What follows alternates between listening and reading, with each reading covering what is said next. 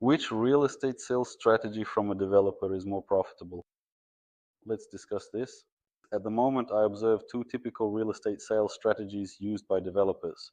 The first scenario is when the developer commences their work and begins selling their properties, starting from the pre-sale stage, then moving through the foundation phase and continuing this approach at every stage.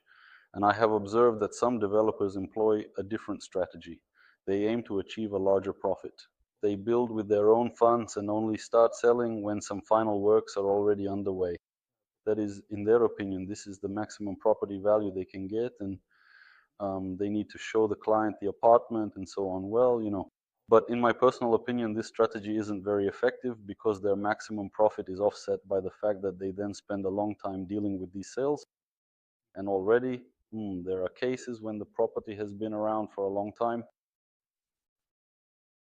Now there's a lot of construction going on, yeah, and the property is already completely finished, commissioned, but the apartments are still being sold.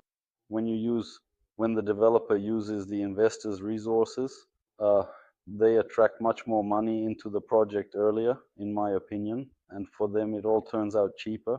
That is, the money they invest in the project costs them nothing because they are attracting investors' money. And this is a certain segment of buyers who join his project.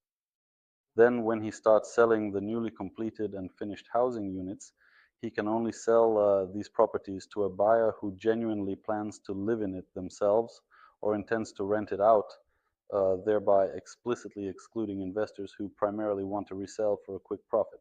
Thus, when 40 or 50 units enter the market at once, the market becomes oversaturated.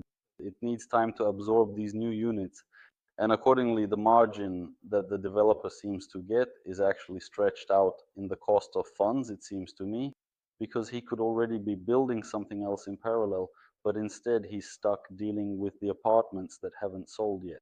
So, write your opinion. Which strategy do you think is more profitable?